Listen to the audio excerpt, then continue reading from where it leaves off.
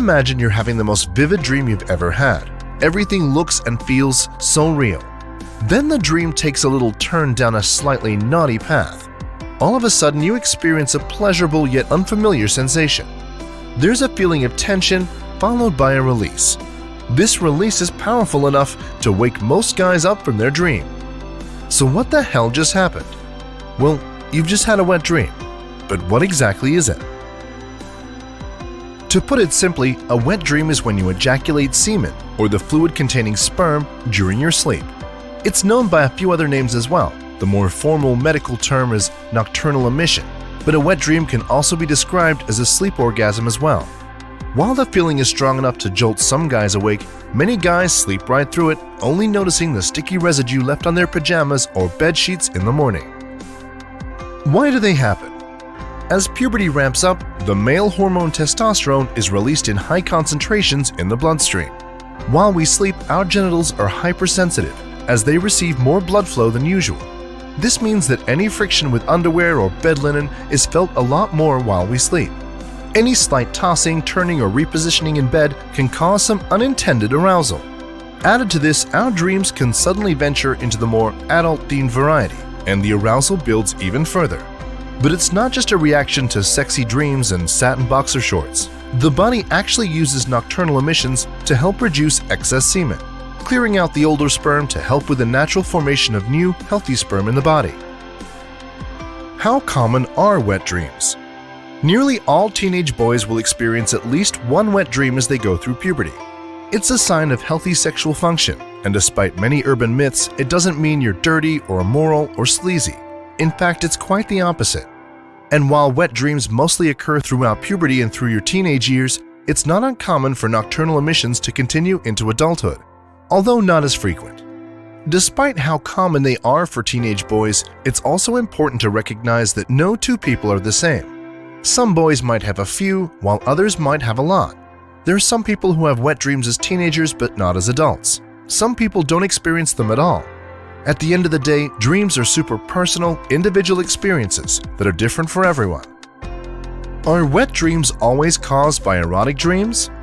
While it's true that sexually charged images or situations in your dreams are often the main culprit for nocturnal emissions, it doesn't have to be a Baywatch slow-motion dream sequence that can set things in motion. I know this may be a little TMI, but I've had nocturnal emissions from a roller coaster dream, and I'm pretty sure I'm not into roller coasters. In fact, as we mentioned earlier, hypersensitivity during our sleep from increased blood flow can often get things started, regardless of the contents of your dream. It's important not to read too much into the psychological reasons behind your wet dream. Sometimes your body just doesn't care what the brain thinks and will react with a mind of its own. Can anything encourage or prevent a wet dream? There's a lot of misinformation out there. On the one hand, you've got people who swear by methods to prevent wet dreams from ever happening. On the other hand, there are even a few old wives' tales about what can help increase the likelihood of having them. So what are these rumors, and is there any truth to them? The first is that masturbation will prevent wet dreams from happening. The thought behind this is, if you're constantly emptying out all the reserves, the body won't need to expel any excess sperm. While it's true the body does use nocturnal emissions as a way of cleaning house, it's not the primary function, and a wet dream is an involuntary reaction to arousal stimuli. The second urban myth is that sleeping prone or on your stomach is a way to increase the chances of having sexually charged or lustful dreams. While there's been some research conducted on this theory, the link between sleeping position and dream content is still not fully understood. Added to the problem is the fact that we never stay in the same position all night while we sleep. You might start the night on your stomach, but roll to your back or side throughout the night. And finally, some sleep researchers suggest that you can sometimes influence the narrative or theme of your dream through various techniques. The first is focusing on a particular theme as you drift off to sleep, or have some external stimuli playing in the background throughout the night. The second is by using specific lucid dreaming techniques to consciously control the narrative of your dream. Lucid dreaming is the phenomenon of becoming aware that you're dreaming in the middle of your dream. Then, as opposed to being just a spectator in your dream, you become an active participant, able to control the environment around you. Want to fly? Sure thing. Want to take Ariana Grande out to a bikini-only pool party? No problem. You see where this is headed, don't you?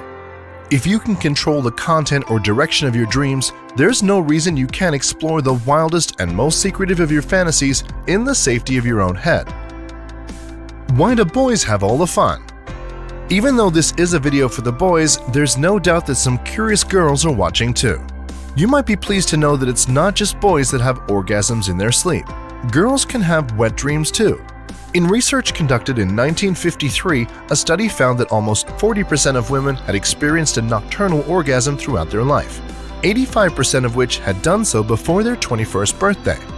So, if they're common and we've known about them since the 1950s, how come when you search wet dreams in Google, all the results are about boys? Well, part of the reason is when boys wake up after a nocturnal emission, either directly after or in the morning, there's a sticky mess left as evidence.